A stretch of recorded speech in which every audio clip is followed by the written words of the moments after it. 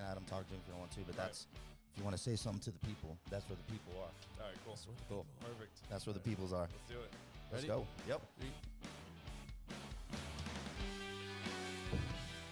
What's going on, everybody? Welcome to the SixPack Lab. I'm your host, Jonny Catanzano. We are on episode number 13 here in the lab. Super exciting. I've got a very cool guest today, CJ McFarland. Welcome, brother. What's going on, everybody? Super happy to have you. Also, always on the ones and twos, we got Mr. Raymond.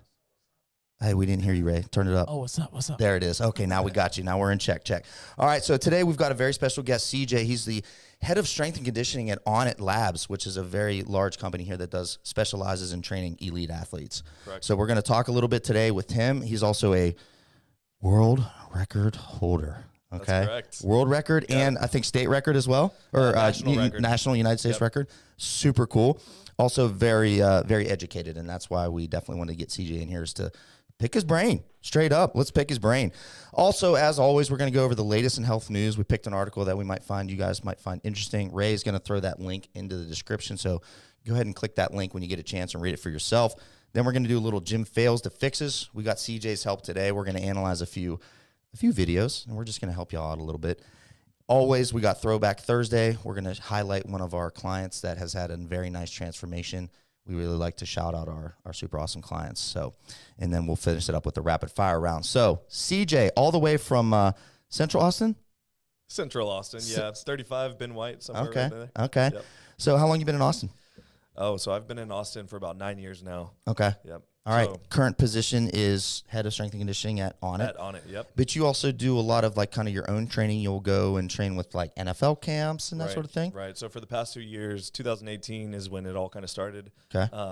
That was when I went out to Cincinnati, worked with the Bengals for a The little Bengals. bit. Okay. Yep. I'm a Steelers fan, so that's what we call them in Pittsburgh. Yeah, so I worked with them during training camp, Super cool. preseason. Okay. And then 2019, this past season, I worked with the Carolina Panthers, Okay. which was an amazing opportunity. Very nice. So you'll go out there for pretty much like all of summer, like OTAs and into camp? Like July and August. Okay. July and August. So 2 straight months of training and Yep. some of the best athletes in the world. Yeah, C-Mac. Hey, Christian Fantasy McCaffrey. legend. If somehow Fantasy you watch legend. this, I just want to thank you for my fantasy championship this year. He had a killer year, man. He did so good. Just blew up. And I'm just gonna assume that a lot of it had to do with your strength and conditioning I'm training. not going to lie. I'm not bluffing right now. But actually, one of my roles, so as a strength and conditioning coach, Okay. of course, we do all the stuff in the weight room, warm-ups, that kind of Right, stuff. But right. one of my roles was at practice was to go with the running backs. Really? So I actually worked a lot with Christian McCaffrey during Well, actually, I want to preseason. thank you for my fantasy yeah, championship, CJ. Dinner's on me tonight. Straight up. That's awesome, man. I'm super excited to hear that. Now, what would you say over the course of your career as a trainer has been maybe some of your most fulfilling accomplishments? I'm guessing maybe that would be one of them. Man, it's actually, working in the NFL or on that level is really awesome. But seeing some of the younger athletes that I have is probably the most fulfilling. Really? Yeah, Okay. so Very cool. right now I have a kid that I've been working with since his freshman year of high school. Okay. And he's graduating in May. Okay. And right now he has several D1 offers. And this is a kid that as a junior, he didn't even really, start. He was like a substitute player. Right. And now he's got major D1 offers. Major offers So just from seeing him because he fulfill put that the out. grind in. Right. He put the grind in. So seeing, when he came to me as a freshman, 180 pounds, 6 foot, and now he's 6'5.5", 225. 6'5.5", 225 linebacker, DN. Defensive end. Okay. Defensive Okay. end. Yeah, he's definitely got the frame for it. So seeing him go through that phase, that process, which is a long process, and stay committed to it. Yep. And then he's first team All-State, things like that. And here in Texas too. I mean, that's here in Texas, yeah. you're something if you can do that in Right. Texas. So that's probably the most fulfilling, just because I'm able to work with him 4 years straight and see that grind. Wow. Yep. I'm sure that's super fulfilling to It's see him awesome. succeed and then Right. maybe potentially go to even the next level after that. That would be awesome. Which would be awesome. I keep telling people You that. work with now a lot of the guys you go through high school and into college. Do they kind of stick with you? Come back, like let's say maybe they go to a big D1 school or even a JUCO or something. It's out of state. Do you see them coming back a lot, like during the summer to hey CJ, I need to get some work in? Right. Yeah. So if they're a big Division I player, then typically they will have like their program Their own already has program. stuff. Yeah. Some of the D2, D3 guys will come back in the summer. But sometimes if they're from Austin, then they'll come back in that little break that they have between, end of classes in May to June when they start and just get some extra work in. Yeah, who doesn't want to come back to Austin in May and June? I mean, the weather's perfect. Perfect opportunity to do that. So that's really cool. Now, so right now, you're mainly training, let's say, like what percentage of like NFL versus NCAA versus like high school athletes, or is it just a mix? It's definitely a mix. Right now, we definitely do have a lot more of the guys that are in between, so going from college to NFL. Okay. So we just started our NFL draft prep. Oh, yeah. So right around the corner, April. Yep. Exciting time of year. I heard it's going to be at the Bellagio or something like that. It's in Vegas? Yes, Oh, well, it's the right Raiders' in new Vegas. stadium. It's Have like you on a float, though. Have you seen their new stadium? It looks like the Death Star from I haven't seen from Star Wars. Yeah, there's some pictures of like how awesome. what it looks like so far. It's like this ultra modern looking like black stadium. It looks really, really cool. That's awesome. So the draft will be out there. Will you go out there, or will you over support here? support any of these guys? Or yes, that's Oh my gosh. yes, that's what it looks like. awesome. There's another picture I've seen recently. Where it's like updated, like I think some of those might be renders, but I've seen an actual photo. It was popping around on Instagram or something. Damn. But yeah, they're going in on the stadium out there. It's going to be interesting to have the Oakland Raiders out there. I think. Yeah, that will. I think. So great so it's stadium. most just kind of like a mixture of them. Right. Okay. Yeah, Now, mixture do you of them. train exclusively athletes, or do you train? No, I train some average shows? Gen Pop as well. Okay. I have a couple of people that are getting ready for a powerlifting meet that Okay. we're actually hosting in March at Okay. On It. And then, of course, just some, parents of the kids that I train as well. They see me training their kids. They like the results that I provide to their kids. Yep. And want to get some They training. want to in get as some well. too. Yep. Absolutely. Well, results speak pretty loud. Yeah, That's about definitely. that's one thing I've learned as being a trainer all these years is that the results are what speak the loudest. Yep. So with the training with the kids and the how much like what time how big of a time of your day are you spent like hands on, like are you like early morning till evening, especially in busy times like right now, right before the draft or something? So 6 to 8 a.m. that's usually when I do some general population. So that's when I have someone who's training for a powerlifting meet. I have a couple other people, and then they just get it in before they go to work at 9. Okay. Right, and then from 8 to about 11 is when I do my NFL draft prep. Okay. And then I'll have a little bit of break, and then I'll come back in the evening, have a group at 4, have a group at 5:30. Okay. And that 5:30 group will be the high school athletes. Okay. Pretty busy day there. Yeah. Now, can you explain to the audience, maybe some of them might not understand, the difference between an actual legit strength and conditioning coach, somebody like you, and maybe just your run-of-the-mill Gold's Gym and 24-hour fitness, lifetime fitness trainer? Well, I definitely don't want to bash anybody, but No, this is just explaining differences. No bashing right. here. No bashing here. With strength and conditioning, you have to be very specific in terms of energy system utilization and what you're trying to build and accomplish. Right. So if I have a football player, he's going to need a whole lot more different things than just your average Joe. Right. He's going to need something specific towards, that quick Sport 10-second specificity. Yeah, sport specificity. Okay. And that changes from, football to volleyball to soccer. And of course, all of that is different, like you said, from just your general population. Right. Who's typically looking to lose weight. Right. That's kind of like the biggest thing that I run into. Right. That's I would say is our bread and butter customer is, or bread and butter followers, people that are looking to either lose weight or drop a couple pant sizes or dress sizes or just improve overall health. Right. And that is, like you said, it's most of the population. So Right. how did you fall into this? How did you get into strength and conditioning? How did you end up on it? I mean, how did this process go? It is a long process, man. How Yeah. long do we have? Have you ever heard of got Cliff's time. Notes? You got Cliff's Notes? Let's do the Cliff's Notes. So, I mean, was it Um, a passion from a young age and you just were like, I want this. Okay, I got to do this, this, and this, and this. And Right. you just went and did it? Or was it something like kind of along, I started to learn this, and then, maybe I want to learn a little bit about that. Or, no, that's cool. And then you ended up. Yeah. So, I've always loved football. Okay. But there's definitely a reason why I'm not an actual football coach is because I love the weight room so much. Right. Personally, I'm a power lifter. Yep. But I love that process of being able to have an impact on somebody's body, Right. making them faster, making them stronger, Yes. making them more powerful. Very fulfilling. It's Yeah. very fulfilling. Mhm. Whereas like football is more so, X's and O's, trying to like teach them how to do the game. Mhm. So it's very interesting to be able to see their body change Yeah. from year to year and evolve. Right. So, So that was one of the primary drivers. that's one of the primary drivers. Yep. Very nice. And where'd you go to school? Texas State University. Texas State Bobcats. Yep. Just down south. And what was your degree? And I'm sure some people were curious. Exercise science. Okay. Yep. And I Very actually nice. just graduated with my master's. Got your in master's, yeah. I December. was creeping on the IG. I saw that master and applied. Very congratulations, man. Thank you That's so big much, time man. stuff, Thank you dude. so That's much. very cool. So how did you know, like when you were in school? Okay, well, I want to do this. How did you figure out I need to Right. get the Master of Sciences in Exercise, Applied Exercise Science? So it was actually very interesting because, I come from a very small town. Mm-hmm. And so coming out of high Where's that? school, Harlingen, Texas. Harlingen, that's down That's down way- dirty south. That's way south. That's way south. I've been there. So coming from there, I never really thought of the opportunity to coach at the college level or professional level, Right. or do any of the opportunities that I've actually had to do. So my idea when I entered college was to go into special education. Okay. Because my idea was I was going to be a high school strength and conditioning coach. Okay. So in order to do that, you have to have some kind of teaching certification. So I actually did special education for my first 2 years at Texas State University. Okay. And then when I kind of had some of these opportunities pop up, some of these visits where I got to go to Houston the Texans and go talk shop with them, and I was like, man, maybe I can do this. cut out to do this. Right. Absolutely. And so at that point, I kind of made a change in my career and just went exercise science, so that way I can get fully ingrained into that information and kind of build my knowledge a little bit more. Right.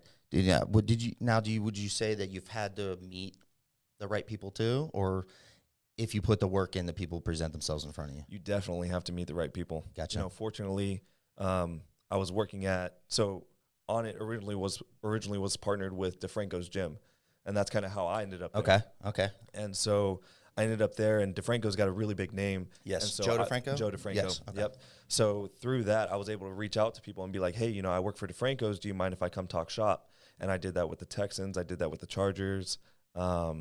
Man, everywhere we went, every time we took a vacation, my wife was probably really annoyed with me because.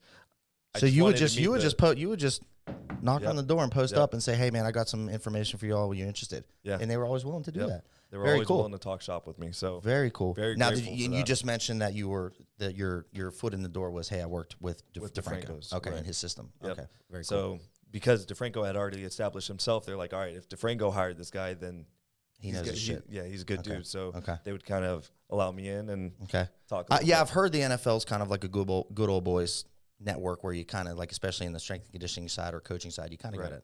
gotta know somebody Right. at least to get the foot in the door. Now, I'm sure there's outliers of people that don't know anybody and they can work their way up, but that's Yeah. just what I hear. So it kind of sounds like that's somewhat true, but not necessarily a bad thing.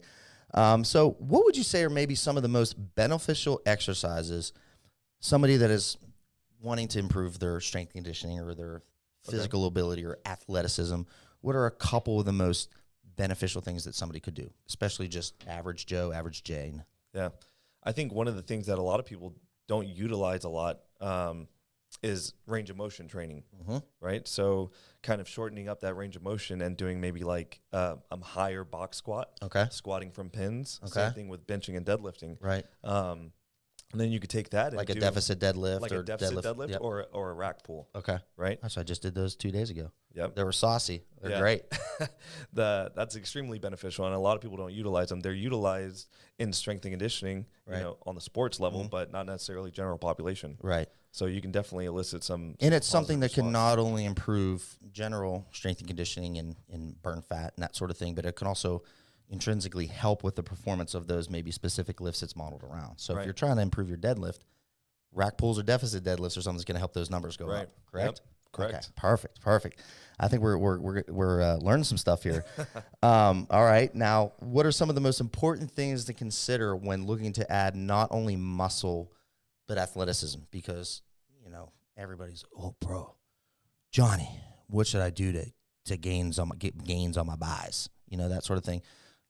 Curls. I mean, so if somebody's looking to improve maybe their athletic ability or have a better box jump or better stability or better balance, what would you say they need to look at, not only just adding muscle, but also those sorts of things?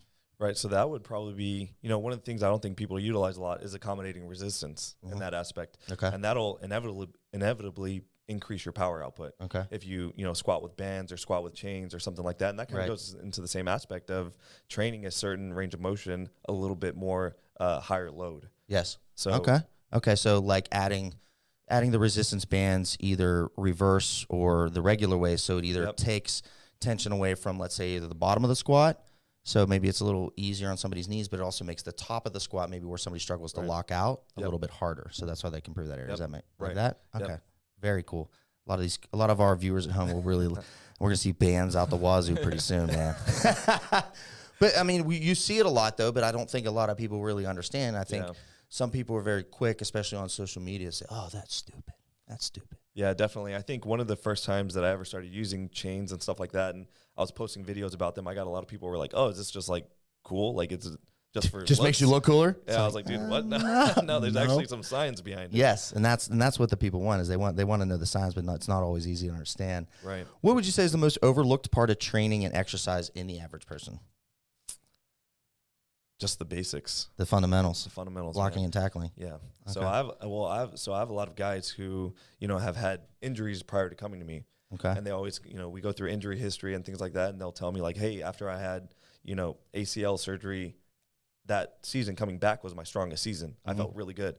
Well, why is that? Because you spent so much time in PT doing all of those basics that you just so happen to forget about either all the years before or now the years after. And that's what made that season so good. Yeah. Was all those basics. There's all the basic stuff. Right. What would you say are some of the basics? Bench, pull-ups, deadlift. Even less than that. So going to like TKEs, terminal knee extensions. terminal knee Okay. extensions, Okay. band pull aparts. Yep. Some of the really basic movements Okay. that isolate just one joint, Okay. right? And if you guys are curious, we're going to be doing a little workout videos too. So stay tuned to YouTube. Turn your notifications on. You'll be notified.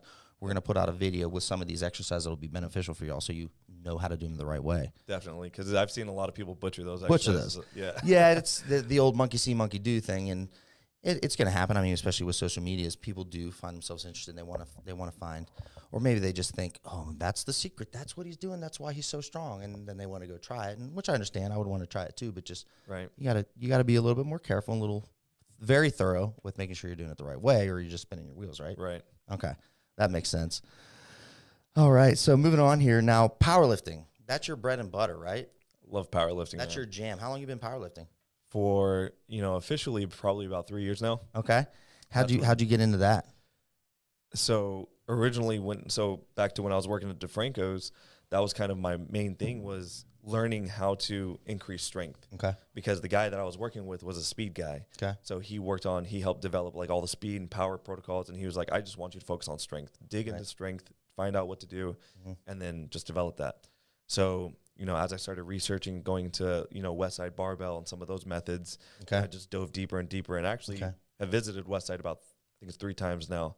Now, everybody at home would know, what specifies strength-specific training? Is it your rep ranges and rest tempos and that sort of thing? Yes. Okay. Yeah. But however, there is a fundamental base that you have to create through hypertrophy as well. Yes, and that's your bread and butter, 6 to Right. 15 reps, Right. roughly, 8 to 12, whoever's And going then sometimes up to 20, 25. Yeah. If it's like a single joint isolated movement, tricep Absolutely. extensions, things like that. Absolutely. A lot of people think, like, with the rep ranges that, well, if you go for 20 reps, that's endurance training. It's like, well, the science shows that there's still a hypertrophy component to that, and you can still build muscle and strength even in those rep ranges, right? And what's really important with those is you talk about, tricep extensions, leg curls, things like that.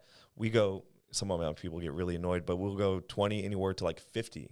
Absolutely. And that'll increase that tendon and ligament to make sure that there's no, non-contact injuries or things like that. You want to strengthen all of your muscles, but also that soft tissue as well, Right. soft and connective tissue. And Right. sometimes putting the body under those types of stresses and loads for that duration is really, really beneficial. That's awesome, man. I'm glad to hear that, because I do a lot of outside the box, higher rep training on certain body parts, especially lagging body parts, and sometimes that's what it takes to really bust through a plateau. If you've never gone and done sets of 25 or sets of 20 with barbell squats, try it. It's rough. It's rough. It's really rough. It's rough, but it can work. Yep. And one of the things that I've kind of been playing with lately is blood flow restriction training. So- I've tried that a little bit. And it's awesome. So Yeah. I've been trying to dive deep into it. And, the research is definitely not where it needs to be. But It's there's some early. it's very early But on. there's some good data But there's supporting some very good data that supports, especially in a increasing- case of maybe an injury or Right. somewhere where you need lighter loads, but you still need the result. Right. Right? Yep. Okay. So like I had an athlete a couple of years ago that tore his Achilles. And Gotta be painful. So actually, 2 athletes prior to working with me, they tore their Achilles. One of them did blood flow restriction training, and the other one didn't. And they tore them a week apart in the NFL. Okay. The following summer, when we were doing some sprints, the one guy that did blood flow restriction training was able to sprint full speed at this time, while the other one was starting to jog. Really? So it was like, how does that happen? Interesting. Like, right? But that guy who did the blood flow restriction training was able to increase that muscle, that tendon and ligaments faster than the other guy. So let's explain blood flow restriction training for everybody at home is where you're basically going to create occlusion. You're going to basically kind of tighten up your veins and capillaries and all your blood flow. So you have to work a lot harder to get the blood into the muscle, and then it also stays there, correct? Right. That's kind of a good little description. Yeah. So basically you don't want to completely cut off. Right. You don't want to, because then your foot might fall off. Yeah. You might, there's definitely people who have, Done too tight. had some like nerve damage and yeah, stuff. if you go too tight. Yeah. So that's why I was saying like the research definitely isn't where it needs to be because people are still doing terrible protocols. Yes. But what will happen is that blood flow will run into that area and then increase, all the nutrients that are provided to that area. Yes. Okay. Yep. Awesome. So for example, if somebody was looking to do blood flow training on an injury like an Achilles, they would probably wrap somewhere like just below the knee or something, right above the ankle? Right around the calf area. Okay. But then there are still some results that show putting it above, like on the quad. I've heard that for like leg training all the way up here because that's up where your quad. major artery runs through. So that's so you'll still get some benefit down to the Achilles if you do that up there as well. Do you do any of that for powerlifting to help with powerlifting? So I've just started dipping into it. Okay. And the results are phenomenal. That's awesome. So let's talk about the results here because this guy's got a world record. So what's the record in? So I've got a drug-tested world record bench press. Natty, I love it. It's Natty, awesome. Yep. Okay, so cool. I did have to do a little P test afterwards and everything. Came back clean. Okay. Got my certificate. Cool. So I did the bench press. What was that weight? 485. 485. And 485. what was your body weight class? So I could have weighed up to 275. I weighed 264. 264. Yep. Okay. Wow. 485. Yep. What's the other record you got? National record deadlift. And Okay. that's 628. Same thing, drug tested as well. So when you do go to do the deadlift record, it doesn't matter if you do sumo or conventional, right? Right. Yeah. Yeah. So for the people at home, sumo and conventional they're pretty similar in most They're regards. very similar. Correct. It's actually really funny because I just had this conversation with somebody because a lot of people say like sumo is cheating, Yeah. right? But you can actually, I've measured the bar path and going It's sumo, it's nearly like identical. It's like a quarter inch. Yeah. So And I do both. Yeah. I do both. And I mean, some people are the average. Most people are maybe going to be. It's a little easier, I think, to get good at a sumo, perhaps. For some people. For some. What's the difference? Okay. So sumo squat. Let you explain. You explain. Sumo deadlift versus conventional deadlift. So sumo deadlift. Do you want me to break down like the actual technique of it? Let's do it. I guess for Okay. someone that doesn't know anything like me. Yeah. Okay, For the somebody. the sumo deadlift is where your feet are going to be wide, really Outside wide, your shoulders. Outside your shoulders. Okay. Some people will even go feet near the plates. near the Okay. weight I've plates, seen that super right? wide. Yep. Okay. So one of the tough things is I have a lot of people who do conventional. I'm like, all right, we're going to do a sumo for accessory work.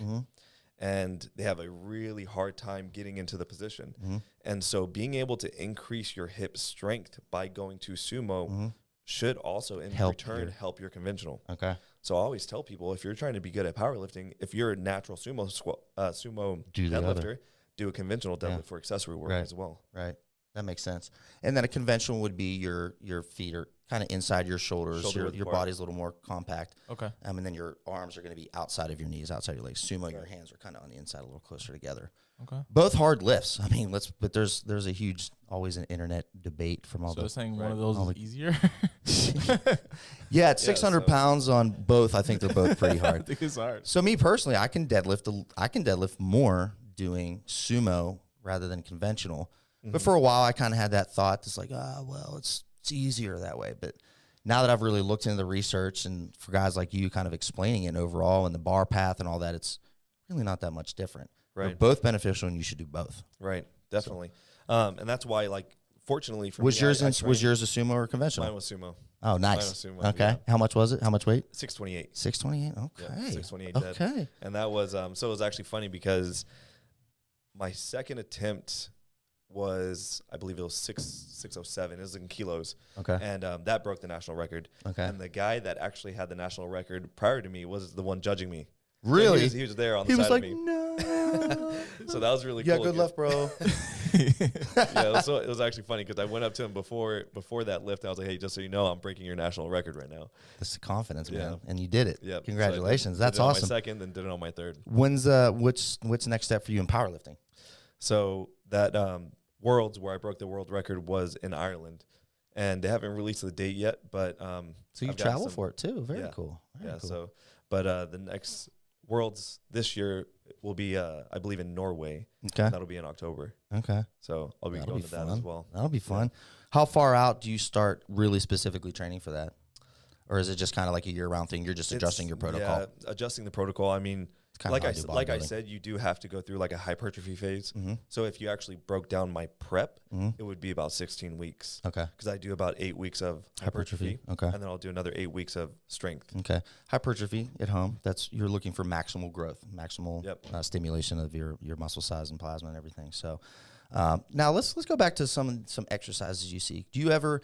Now I'm sure you're mostly training and you're training it on it or gyms like that, which there's not as much general population. Do you ever end up at Gold's or Lifetime for a workout or just 24-hour fitness or any of those? So I'm not going to get cocky, but I did go to one gym here in Austin one time, and that was probably the last time that I've actually been outside of the gym, outside of On It. Uh-huh. And it was just not like a good experience for me. Right. I went in there and I was benching, and just like people kept coming up to me wanting advice and all that stuff. And I love it. I love being able to give advice. Right. But it was like an actual serious heavy training session for me. Yeah, and you're focused. So like I'm actually trying to focus, and then like just people trying to talk to me in between sets. It's like, oh man. Right. Well, that's the thing with the commercial gym. It turns a little bit in the social hour. Right. Which isn't necessarily a bad thing. Whatever gets you to the gym. Yep. Whatever gets you there. If you want to chat a little bit, that's cool. But when you see a guy like him or maybe a guy like me, they're focused. I always recommend try to catch them before when they're like warming up, maybe doing some foam rolling, or when you see them about to leave the gym. Right. Totally cool at that point. Yeah. And especially like if it comes, like for example, at that point I was bench pressing and a lot of people were coming up to me in between those sets. Mm-hmm. But if you came up to me to talk to me in between my accessory work, all good. No problem. Let's talk about that. But like right now I'm trying to focus. Yeah. So what would you say, or maybe, I'm sure you got your eyes peeled when you're at the gym, just either intentionally or not intentionally. As a trainer, I unintentionally just notice a lot in the gym. What would you say are some of the most, I would say, we'll save that one for next. What are some exercises you see everybody doing that are just straight up not very beneficial? Ooh, man, that's tough. That's tough because, you know, in my eyes and training a ton of a variety of people, a lot of the exercises may not be beneficial for this person, but they're beneficial for somebody else. Okay. So that one's like a really tough one for me to answer. Kind of loaded question. Yeah, that's a very, very I would always go to the side bends. Side bends. You know, lateral flexion of the spine. People thinking that it's just like a fantastic core exercise, or when they put weights in both hands and one weight counterbalances the other weight. Right. That's a good one too. But I'm not picking on anybody. I'm just observing. That's all. All right. What would you say are some of the maybe most abused exercises you see, like whether it's a deadlift or whatever? Do you see any, but just people just trying to pile the weight on and just ego lift? I definitely think squats and deadlifts are one of the most abused exercises. Yeah. And that kind of goes into what we're saying in terms of providing variety into your training, because, you know, people just do, you know, I know people who have done squats like, you know, for a decade, but the same exact variation for a decade and doing like 5x5 every single workout. It's like, dude, like, that's why your max isn't growing. That's why you're detraining. You got to get out of the comfort zone. Right. Yep. What kind of results have you seen with your training in like injury prevention? Do you think that that's something that is crucial or an integral part of being a pro athlete, is to do this type of training to prevent injury as well? Definitely. Definitely. And that's kind of what I was talking about when I was talking about doing all the stuff that they do in physical therapy. So all those basics, building that foundation is really, really important. Right. Fortunately, you know, I'm going to knock on wood. I've had no injuries since high school. That's good. In high school, I tore my ACL and my MCL. Yep. Since then, you know, I have a couple little just aches that the knee will kind of creep up on me a little bit, but besides that, no real That's injuries. fantastic, man. Yeah, when you take care of the body and you treat it the right way, but also you have to listen to the body. You got to listen. You got to. Everybody's really focused on their. A lot of people are focused on their training variables, but what about your recovery variables? Right. What's your sleep like? What's your water consumption like? What's your nutrition like? That sort of thing. What are you doing after you lift? Definitely. You going to McDonald's, or are we going to stopping by Whole Foods? You know, where are we going? Yep. So, you know, you got anywhere from, when you're talking about recovery, you have your durability, right, which is like a big part of what we do here at On It. You have the nutrition aspect, and then you've got little things such as like cold therapy, hot cold therapy, or compression therapy. Yes. So implementing all of those, finding some time for all of those is really important in every training regimen, especially whether you're what an works athlete for or you. general population. Right. Especially what works for you. Right. I mean, because not everybody's going to like manual therapy or hot cold therapy or dry needling or chiropractor or whatever, but getting a little involved in a little bit of that, you know, depending on what your sport is and your specificity, it can all be beneficial, right? Definitely. Especially if you find something that you like. Right. Yeah. For me, it's a lot of dry needling, a lot of manual therapy. Okay. Little hot cold therapy. I love the sauna, getting in the cold shower, going right in the sauna. And there's huge benefits to the sauna. There's a lot of studies that talk about the benefits of a sauna. So I think that's definitely something that everybody should implement in their program at some point, whether it's pre-workout or on a recovery day. Absolutely. So you've got some guys that are going into the draft right now, NFL draft. Sir. Is that exciting? It's really exciting. Okay. This is one of the are we allowed to share any names? Can we keep an eye out for anybody? I mean, yeah, I mean, you could definitely. We have some really big names here. So one of the guys we have is Carl Austin. Okay. He's from UT San Antonio. Okay. UTSA. Yep. All right. So what position? Safety. Okay. He's a free safety, and he's the leading tackler on the team. Okay. He's had some really good talks with a lot of teams. Okay. He just went to the Tropical Bowl. Okay. Which is a big bowl out in Florida. Okay.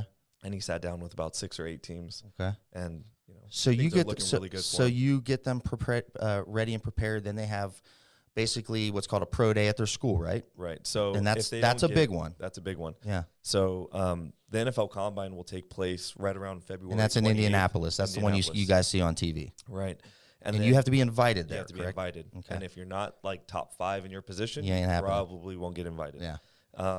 So what'll happen is if you don't get invited to the NFL Combine, every major school will have a pro day as well. So every D1 school at least will have a pro day. Right. And that's where the scouts, you don't get all the scouts sometimes, because I know some of the smaller D1 schools only have about a handful of guys that go there. Yeah. Some schools you go all 32 teams will have somebody there. So for the past 4 years, I've been to University of Texas pro day. Okay. And you have several scouts from every team. Yeah. Whereas sometimes I've been to Texas State universities and they've had 3. Okay. You know what I mean? Big difference. So and that's really why a lot of these, with the whole recruiting and coming out of high school, that's why there's separation between a lot of universities, because it ultimately, for some of these young guys coming in, that's the day it comes down to. Yep. Yeah. Who's going to be there to watch me? Yep. How am I going to get the biggest opportunity? And even when, you go back to 4 years ago when University of Texas didn't have a fantastic season, they still had all 32 teams there. This talent's still there. If you're a guy who didn't have a great year, you can always depend on, hey, if I show up at pro day and I have really great results, then I might have an opportunity. Right. Because there's guys who, there's a story about a guy who he benched, I think he did 46 reps. Yeah. Only played 5 downs in his entire college career. Jesus. And got an opportunity. NFL is they're kind of loosely, especially for the opportunity. They're a lot based on the numbers, right? Right. It's the numbers really on the paper. The numbers. Yeah.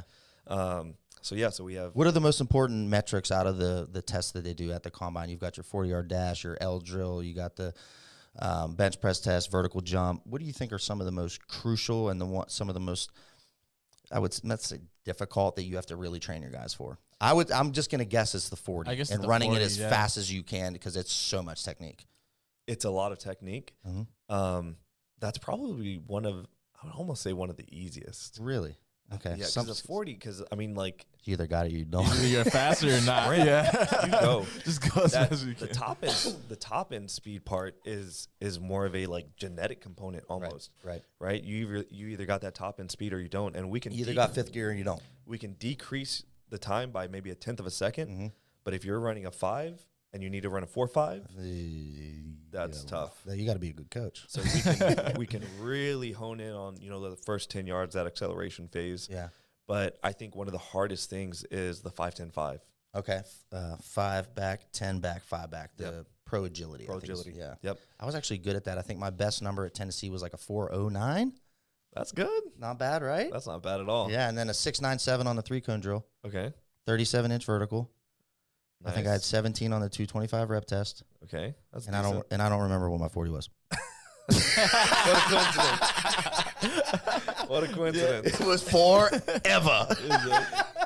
Well, at least it was in the 4s, right? Yeah, it was definitely in the 4s. I was like 4.6 guy. But yeah, I think one of the 5-10-5 is something that See, that's the issue, and that's the difference between football coaches and strength and conditioning coaches. Is football coaches want you to run a 5-10-5 because they just see the 5-10-5 over and over and over. Mm-hmm. They're like, oh, we're just increasing lateral power. Right. But if you don't focus on the technique of it, then for 4 years you're running the drill wrong. Right. So for a lot of these guys, I have to break it down to like, hey, this is your first step. Yes. This is the first turn. I remember the first step, you'd be in the middle. And the first thing for when they taught us at Tennessee was to make that first step, huge lateral step, throwing that elbow to get the hips open and immediately going in that direction, right? So or unless there's this was also in 2005, 4, yeah. Things have changed a lot. Okay, then, right? okay, well, give it to me. Let's hear it. So typically what will happen is a lot of guys will, throw that leg open. Mm-hmm. Well, now you're in a position to where this is where like a lot of hamstring strains happen is you're in a position to where now you have to pull yourself in that direction. Right. Whereas now we teach our guys to do a crossover step on that first one. Oh, okay. So you only got five. You only got 5 yards. Right.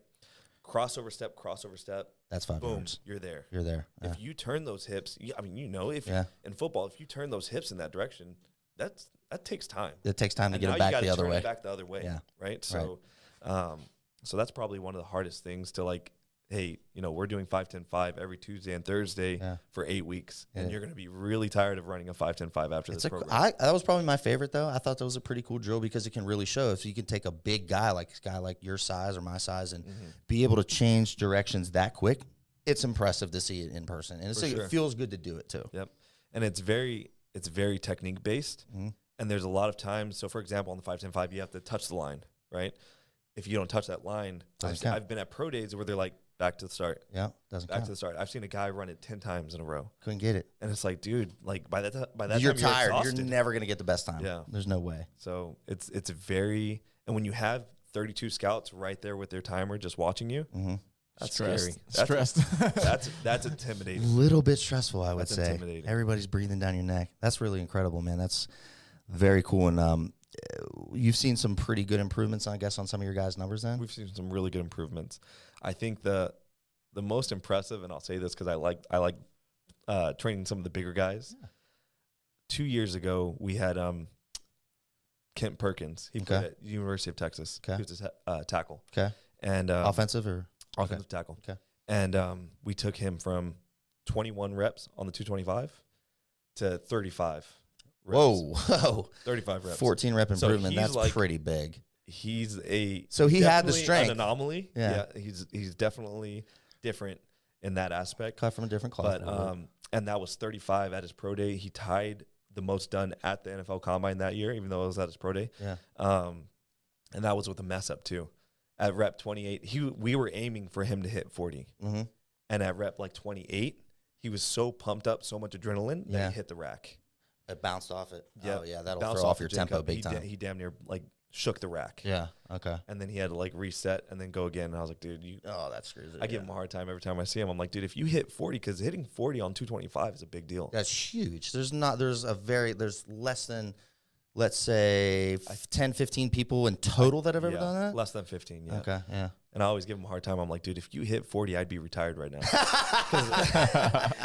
If he hit 40, I would have written an ebook. I would have done everything off of doing that and just been on an island somewhere right now. Absolutely. That would have been huge. That's a really impressive improvement. Now, you actually had an article make it into a magazine too? Yeah, I've had a couple of articles make it into magazines. Like Men's Health and Muscle and Fitness? Muscle and Fitness. Very cool. Men's Journal, Train Magazine. How'd they find you? They just reached out over social media or just personally through the gym? Mostly over social media, and then one of the guys who writes for On It, who does a lot of our content, worked for Muscle and Fitness back in the day. Okay, and I believe they had reached out to Muscle and Fitness. Had reached out to him. I was like, hey, do you happen to know anybody who's knowledgeable? Yeah, and he was like, dude, CJ is the guy. Yeah. So I've had a couple of articles in Muscle and Fitness. I bet feels pretty good to see your stuff in there. Yeah, it was pretty awesome. So I believe I have 3 of every copy of every magazine. Yeah, absolutely. and my parents have them too. So. Absolutely. Oh, yeah. I bet they've got those framed. Yeah. There was rightfully so. It's like college degree magazine. That's cool. Yeah, and then like Train Magazine isn't they're UK based. Okay. So they're not in like every HEB or anything like that. Right. But I've heard of it. I'm familiar with it. Yeah. So my parents actually drove around all of Harlingen, like all To of find the nearby areas. Where'd they find it? They found it at an HEB. Yeah. HEB, always, baby. HEB is the #1 grocery store in Texas, man. I love that. So I had them buy me a copy too. I was Here, like, "Oh, I everything's can't find better. it." That's awesome, man. Yeah. Well, what's what's next? What do you got on the horizon? I mean, you're in the middle of combine training, that sort of thing right now. Right. What kind of goals and aspirations you got for the next couple of years? Man, right now just focusing on these guys. This is such a big opportunity for them that I'm really just making sure that these next 8 to 10 weeks are perfect. Yeah, and ultimately, I think we talked a little bit before off camera. You eventually want to be on like an NFL Right. staff somewhere, right? Yep, Absolutely. that'll be the NFL or college. I mean, you're not gonna, Yeah, I'd take either. it's either one. I think that's one of the things. I've always enjoyed personal training, getting to build that bond, Right. that seeing somebody grow over a long period of I time. love it. But one of the things that I really enjoy about my opportunity right now and on it is the combine training, right? And it's the closest thing that I have to a team setting right now. Yeah. Right. And that's why It's I your really team. enjoy Your it. guys are your these team. are my guys. So, and every opportunity that I've had to go to the Bengals, the Panthers, those were phenomenal opportunities. I love those. Yeah, I bet that's super cool. Yeah. What's the facilities like? Just obviously like first class, world class everywhere. You'd actually be really surprised, man. I've been able to go around to a lot of NFL teams. Okay. Some of them are extremely renovated, very up to date, Yep. and some of them are definitely not. Really? Definitely not. Interesting. Does it But any correlation between the success of the team and the conditions of facility? Not necessarily. Really? It's more Or so fan base? the ownership. Ownership. Okay. Ownership. Yeah. Because like the Bengals, they didn't have a fantastic year this year. Mm-hmm. That's why the first pick of the draft. You could put it like that. They didn't have a fantastic year this year, but their facilities are amazing. They're about to get Joe Burrow. They about to get They Joe. about to get Joe, man. I don't know if Joe's happy about it, but that's where you're going, Joe. Sorry. That's where you go. I was gonna say his nickname, but probably The BDJ. BDJ. Yeah. Ho. All right, now CJ. First, if people want to find you on Instagram, social media, it's at CJ McFarland 17. 17. Yep. Okay, awesome. So if you want to find him on Instagram, social media, you can find him there. Let's go ahead and knock out the rapid fire round, huh? What do you think, Ray? Hey man, I'm always down for the rapid fire round. All right, cool. Now let's get it going. So rapid fire round, CJ. I just want you to answer the first answer that pops on top of your head. Ooh, You ready? let's do it. All right. Where are you from? Harlingen, Texas. Favorite subject in school? I mean, exercise science, but that's like that's a cheating. broad. That's a That's broad. broad. So like anatomy, Anatomy. physiology. Okay, Yeah, anatomy, yeah. physiology. Good answer. Favorite body part to train? Personally. Triceps, Least favorite body part to train? abs. Definitely. So boring. Worst. Favorite supplement? Caffeine. Absolutely. #1 in the world. Favorite item in your gym bag? Oh man, I've got so many good items. This is so tough. Elbow sleeves. Elbow sleeves? Got them. I got those too. Favorite thing overall just about health and fitness? The ability to change your life or change your It's got to be. just change your body Yeah. over a long Improvement. period of time. Improvements. Growth. Love it. Favorite place you've traveled? Ireland, Least favorite place you've traveled? South Padre Island. Coca-Cola Beach. Yeah, that's the only reason people know about that place, man. SPI, When I man. first moved here, people were like, "Why would you move away from there?" It's like, dude, South Padre Island's only great for 1 month. Literally 1 month out of the The year. water's brown. I've been there. I've been to like different places overseas, the Caribbean and stuff. Yeah. It's like that water's so beautiful. Yeah. South Padre Island. It water's- is awful water. I just- water and I- trash. It's so bad. No offense if you're from South Padre. I've been there. I've been there during the busy month during spring break, but I've also been there. I had a previous job in outside sales for building materials. So I'd go down there to make calls on building materials, and it was like dead ass hot in the middle of the summer, no breeze, like definitely not that beachy vibe you think. Yeah. It's just So, hot. I will say the only thing that I really liked about it. So there's not many places to go eat down there. So my parents always took us down to South Padre, and we would go to Louis' backyard, Okay. and they had a buffet. Okay. It was like $20 or something, and it was all you can eat. They had good stuff. They had Good seafood. ribs, they had seafood, and that was probably the Best part of South best Padre part Island. about South Padre Favorite car? that I've had or that I want. I mean, maybe Both. Let's do both Yeah, here. We're in a let's go six-pack lab. We want to know both.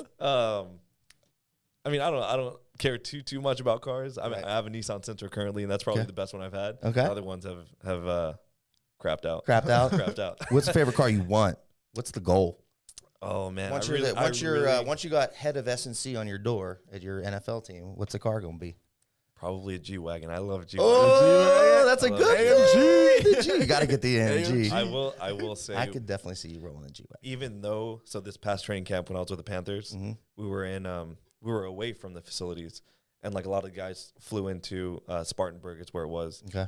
and but a lot of guys had their cars delivered there anyway, and so we had a To parking drive lot. around in Spartanburg? Spartanburg, South Carolina. I think there's a population of 15,000. I've been to Spartanburg. Yeah, Yeah. and we had a parking lot full of cars. And that was just like, I would just walk around the thing. Just and be looking like, at the oh my cars. God, these I can cars are imagine. amazing. Hey, can But I there touch it? was like 10 G-Wagons. Of course. That's crazy. Well, you know, that's well, I got one last question for the rapid fire. Where's your favorite place to eat in Austin? Fogo.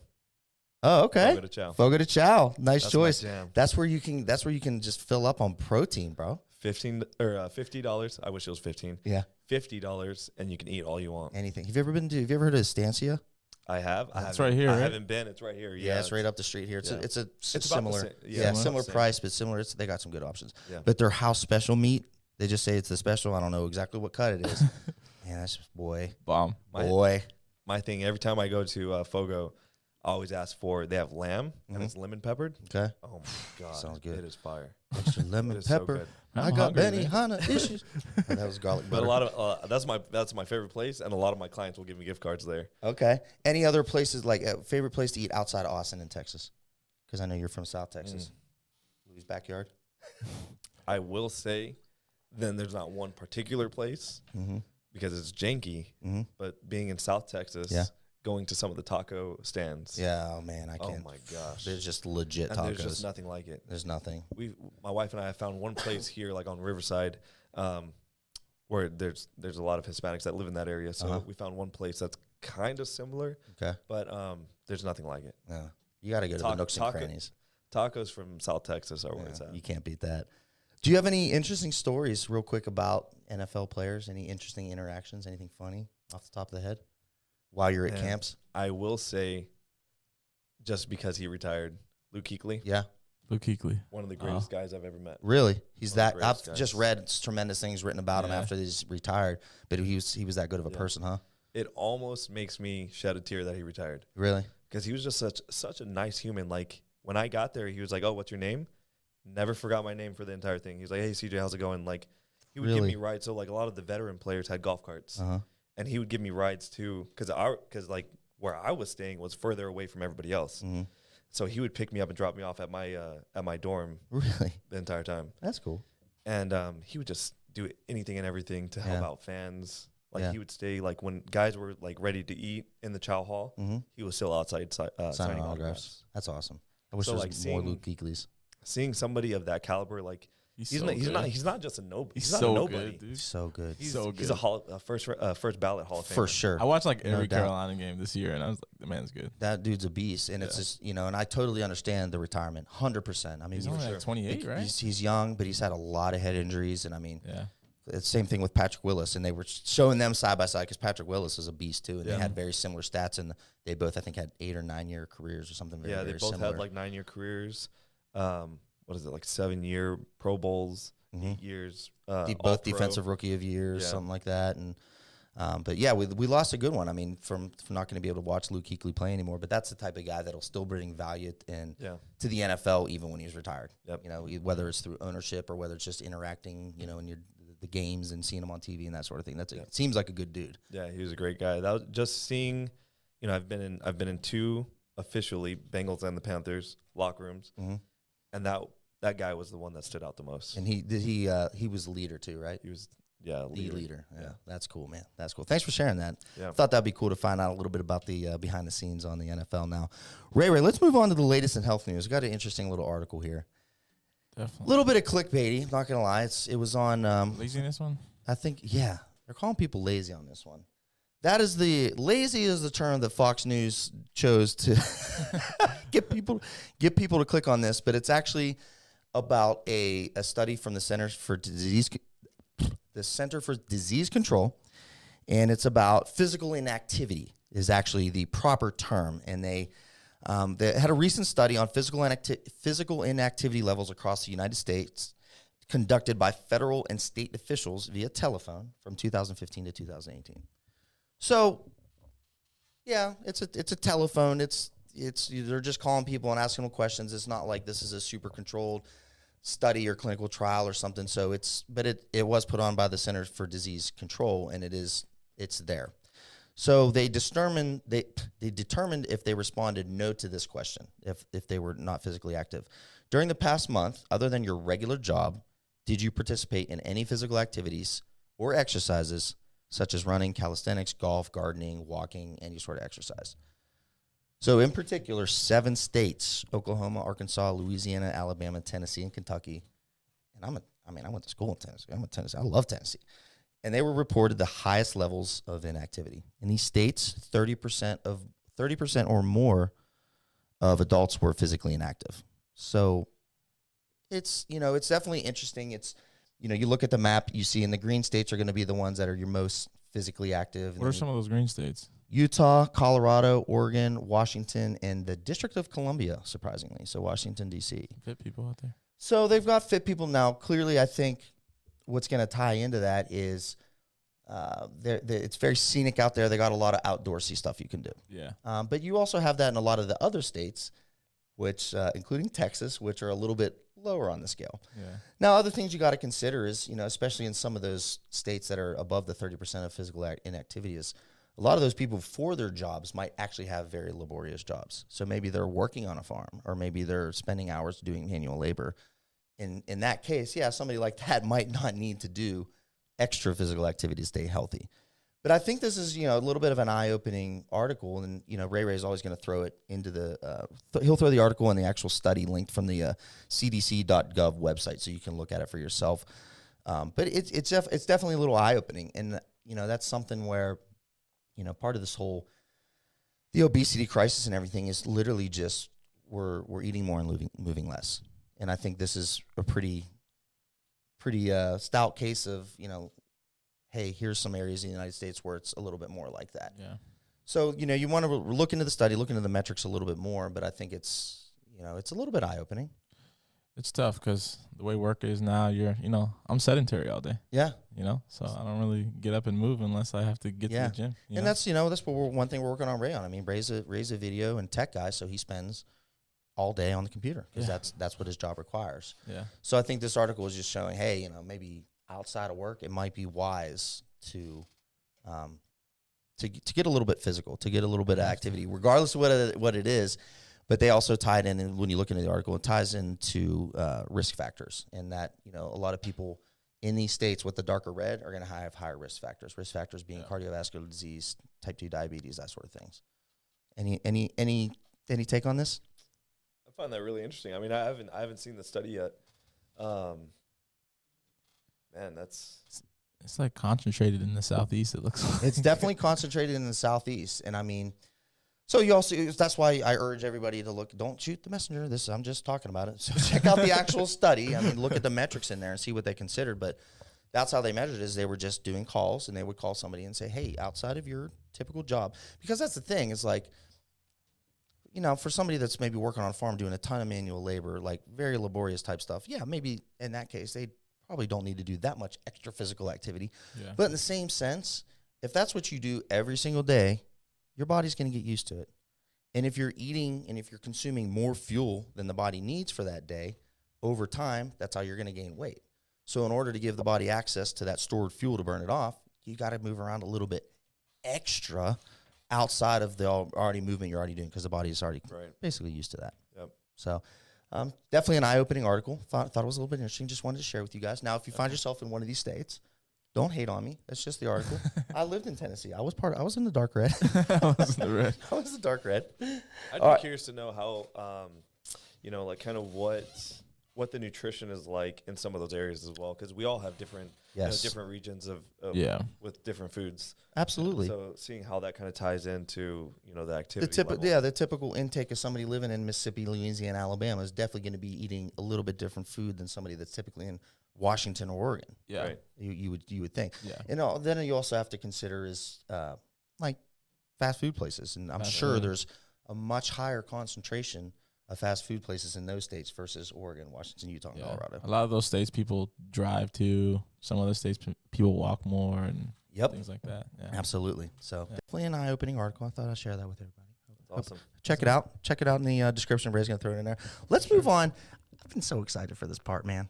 Let's move on. We're going to Jim Fails the Fixes. Uh-oh. So Jim Fails the Fixes here, guys. Now, Which one do you want to do first? let's do our Jim Bro first. Okay. So, guys, this is all in lighthearted fun, but in reality, awareness is some of the best. Just knowing, okay. And we're only here to help, and we're here to critique. I have a guy here, CJ, that is an expert in these type of movements. So what we're going to do today is we're going to talk a little bit about powerlifting specific movements, and I've got 2 females and a male. And the first video here we'll go through is we got a guy doing a squat, and then we have a female doing a squat, and we have a female doing a bench. And the only reason I bring this up is because, and I wanted to ask you, I'm curious as well, kind of critiquing these videos, because I mean, I know my shit too, but especially in powerlifting specific, I definitely wanted to ask Esper, like you see a lot of this, and it's guys and girls, and they have followings and Instagram followers and this, and they show their powerlifting videos, and sometimes it's like they're moving a whole lot of weight, super impressive, regardless if he's guy or girl, very impressive.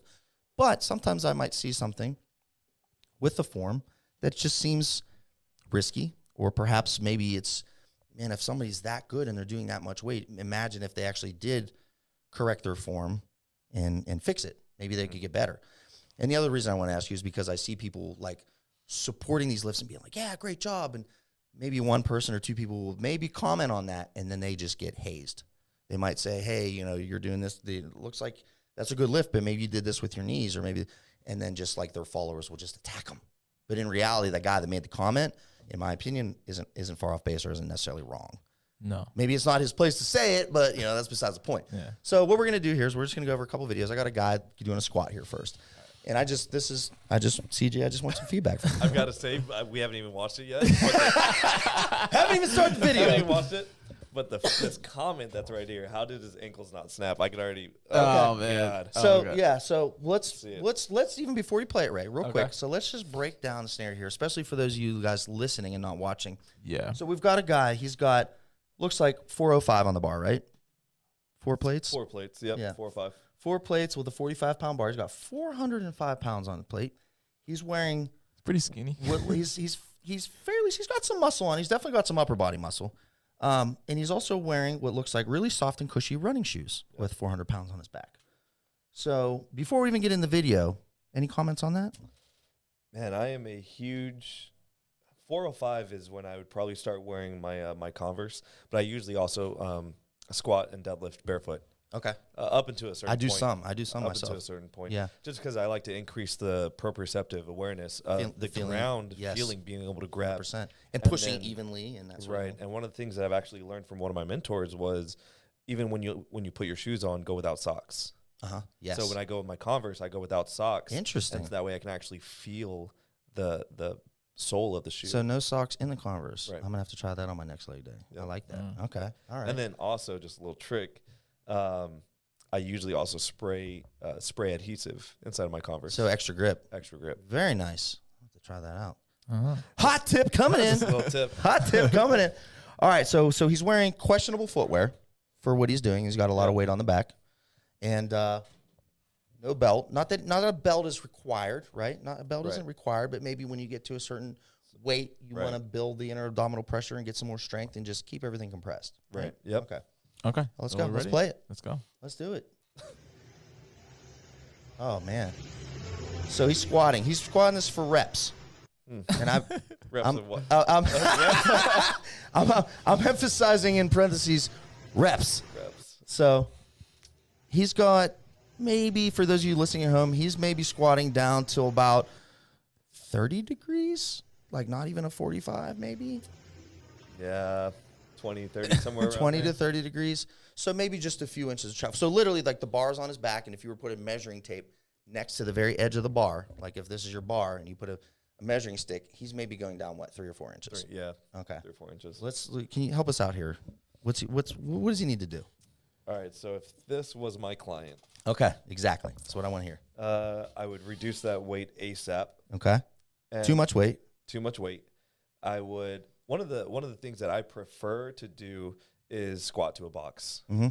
It allows you to be accountable in terms of the depth. That way we always know whether it's an 18-inch, 16-inch box, whatever it is, you're always touching that depth. Okay. Second thing I would do is externally rotate the feet a little bit. Okay. There's very few people out there That have the range of motion that can do it. Motion in their internal rotation in their hip to allow them to go toes pointing forward and reach depth. Right. So externally rotate those feet a little bit. Okay. So toes ducked out just a little bit. Yep. Pull those knees out a little bit. Okay. And then squat. So it looks like, when he says pull the knees out, it looks like his knees are kind of staying inside of his toes a little bit too much. Yeah, they're like if he were to actually go more in depth because he does not have that access to that internal rotation of the hip, then his knees would start like caving really going in. Yeah. Yep. So let me ask you this. Is there a benefit if somebody were to do a squat like this? Is he receiving a benefit? So that's where I was going to talk to you. That's what I was going to say next was that like when I was talking earlier about the limited range of motion. Yes. What I would do is if he were actually wanting to train this range of motion, it would be a lockout, a squat from pins. Okay. Pull those pins all the way up, go from a dead stop, and then do it. Okay. But doing it like this with these faulty patterns, yeah, it's going to cause really issues over time, right? Right. So if he were to make those adjustments and then do this, then maybe there's some benefit towards it. So faulty patterns as in his muscles basically aren't doing what they're supposed to be doing through their full proper range of motion, right? Right. Okay, cool. Because I'll see some people, a guy might post on Instagram, and then he'll go, these are sprinter squats, bro. Well, what are sprinter squats? Is there such a thing?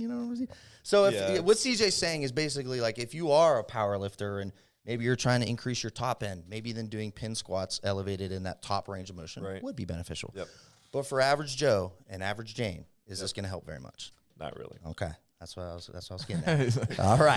All right. Next video, Raymond. Let's go to the next one here. All right. I'm excited. Okay. So before he's already laughing.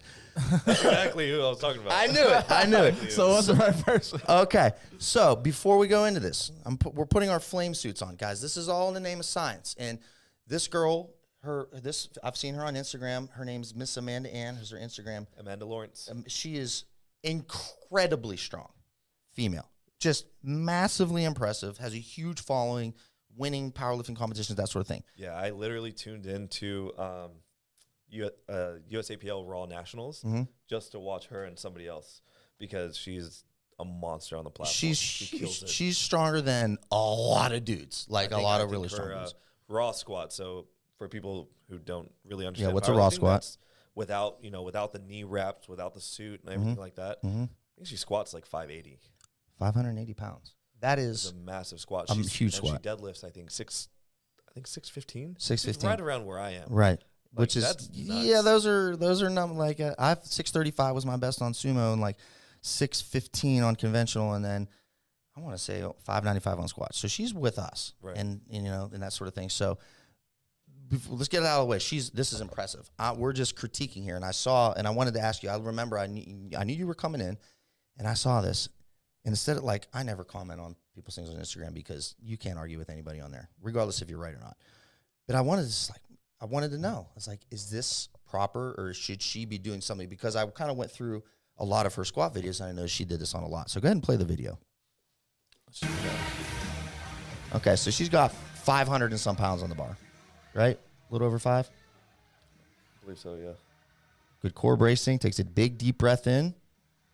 Filling those lungs, bracing the core, down into a squat. Now look at her knees. Okay.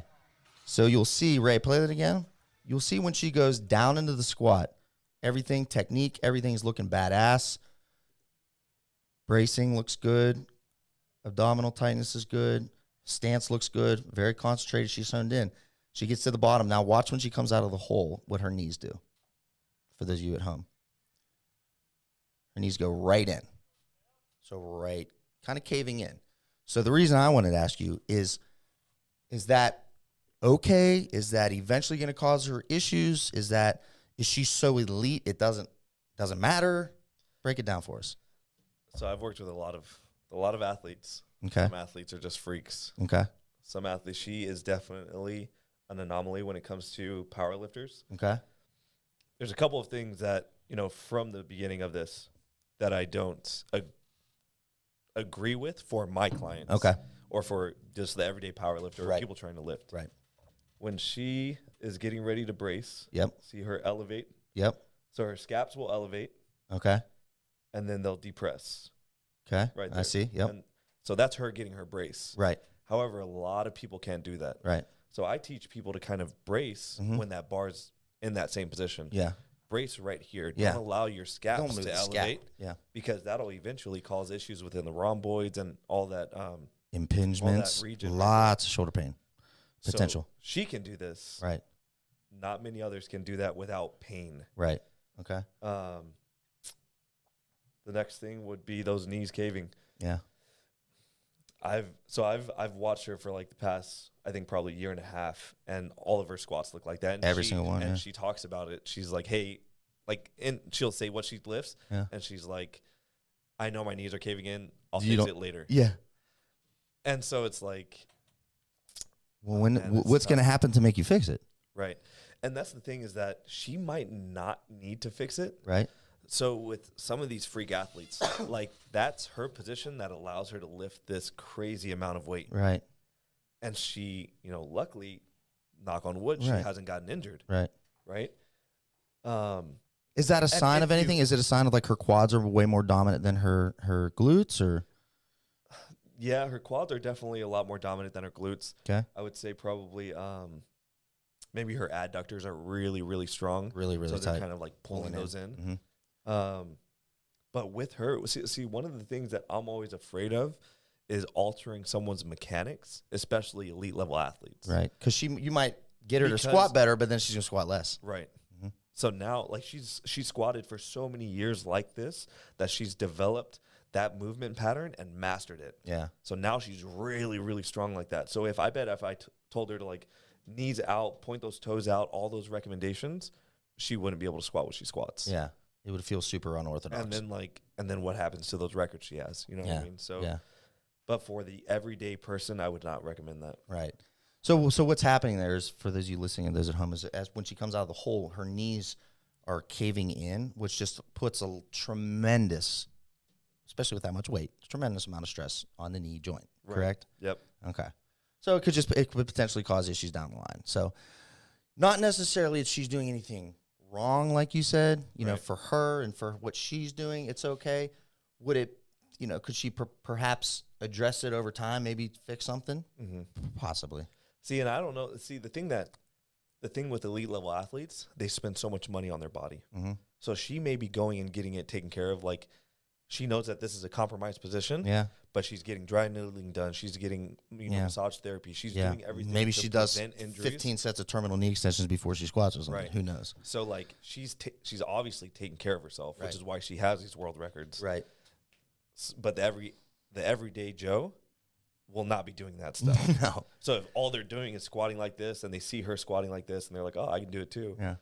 But they're not doing all that extra stuff. That's my thing. Is like, she has such a big following, and there's a generation now of young powerlifters, but also specifically, there's a lot more female powerlifters now. Right. So they see her with 500,000 followers or whatever she has, and they see, oh man, she's doing it. Then it's okay for me to do it. Right.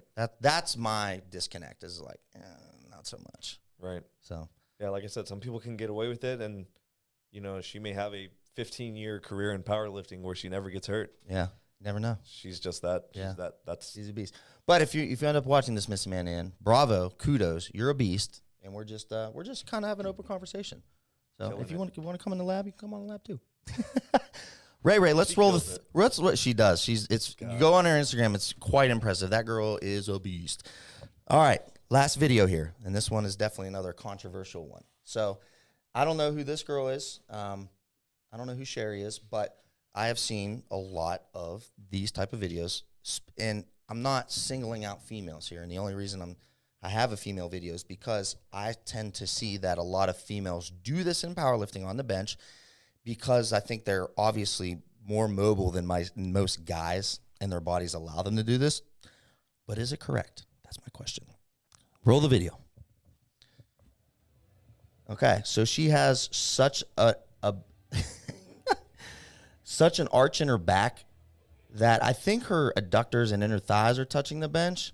I'm not 100% sure her glutes are actually on the bench, but she has a very incredible arch. And if you go to some of her other videos, you can see her kind of getting into her setup or whatever. And I mean, look at that.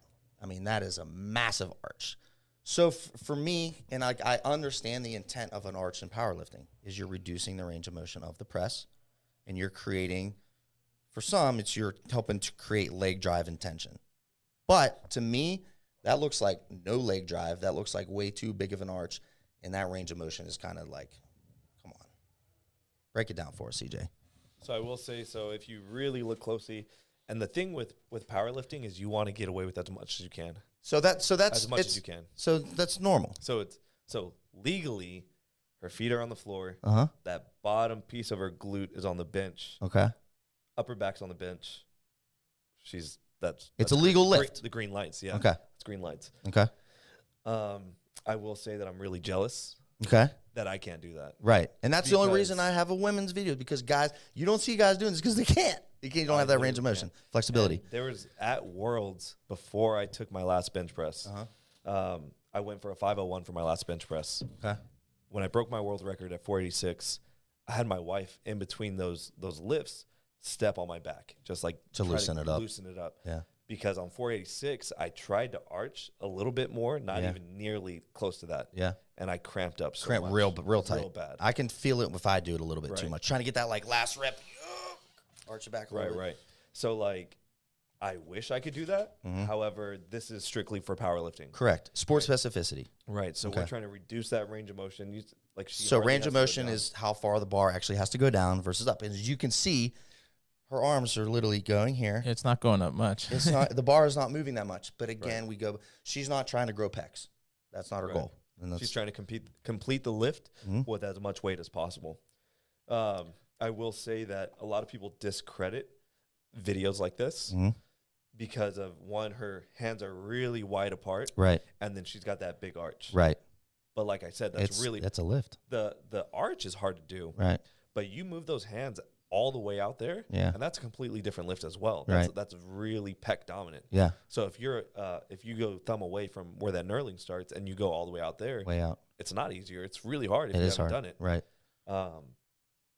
But for the everyday Joe who's trying to bench press, if you're trying to develop your pecs, trying to develop that anterior shoulder delt, and the triceps, then flatten out that back a little bit. Your back has a natural arch, so you will have a little seam. I have an arch, absolutely. Right. I have an arch on my back. You want to, maybe fit your hand under it, but I was always like, I could fit my head under there. Now, could this potentially cause an injury or a strain, or is there, like, if she were to bench with a little less of an arch, maybe adjust her technique a little bit, work it out so her strength is still the same, is this riskier than the other? She has the mobility. Okay. She has enough mobility to do it. Matter. If she were to try to extend past that and maybe like shorten it up another quarter inch, then it could be. Okay. But, like I said, for us, like for guys who don't have that ability, that can lead to a strain. Like I said, like that next day after Worlds, I was like, oh my God, I don't even know how I made that deadlift because like my back was so cramped up. Right. It was so tight. Right. But no, she has the ability to do it. And I always tell people in powerlifting, like if you have that ability, like I don't coach it. Right. But if you have the mobility to do that, you can do it. Do okay, it. That makes sense. Get those extra pounds. Get Get whatever record. Well, that's what it's all about in powerlifting. It's getting a legal lift where you get the what you call the green lights, where you pass all the little tests there, but you get the weight up. Yep. Bottom line, right? Yep. Oh, that's awesome. All right, let's move on to the last little piece we got here. We're gonna do a little Throwback Thursday. We got Throwback Thursday. We like to highlight one of our clients. Okay. One of our clients where we help a lot of people and we've been around for a while, so we've had a lot of really, really cool stories. And today we're going to talk about a guy named Josh who worked with one of our platinum coaches, Garett, who you met out there. Oh, yeah. Yeah, Garett's been training a very, very long time. And Garett worked with Josh here. Josh, 28 years old when this happened. 260 pounds was his starting weight. Wow. 140 was the end weight. Took 18 months. Damn. 18 months. So in the grand scheme of things, a lot of people are like 18 months, man, that's over a year. Well, it probably took him a little longer year to get into the position he was. Yeah. So it's gonna take a little bit more. He's like half the size. Yeah, he literally lost a person. Yeah. So great job, Josh. That's awesome. You're just killing it, man. Great job. So we always like to highlight one of our clients that has just killed it in the game. And I mean, just look at him. You can see he's vibing on the right. He's vibing. He's got the bod now. He's got the six He's pack at the and beach everything. now. So if you at home, if you're one of our clients or not, or maybe you want to be one of our clients and you've got a credible transformation story to tell, send that over to team@SixPackAbs.com for a chance to be featured. If you get featured, we'll send you out some free stuff. Josh, we're going to get Garett to send you some free stuff. Good job. But yeah, go ahead and send those over to team@SixPackAbs.com. But that about wraps things up for today's episode. CJ, I can't thank you enough, man. It's been awesome. It's been a great talk, great Absolutely. pleasure. Glad to have you here. And guys, stay tuned. Like I said, turn your notifications on so that way you're notified anytime we put a video about once or twice a week, but we got a video coming out. We're going to do a little workout video and he's going to show us some stuff. It's gonna be some good content. Going to be some good content. So today we went over the interview with CJ. We learned quite a bit about him and his background and training elite athletes, even in the NFL. We went over the latest in health news, talking about different parts of the United States that are maybe a little less physically inactive. If you're in one of those areas, get outside, get moving, baby. We went over gym fails to fixes, which was always fun, kind, lighthearted fun, but we learned a little bit today. And then we did Throwback Thursday. Congratulations, Josh, on the amazing transformation. We're so proud of you. That's all we have here for Six Pack Abs. Ray, thank you for always being on ones and twos. Always badass. I'm your fearless leader, Coach Jonny Catanzano here with Six Pack Abs. We'll catch you next time. Have a great day.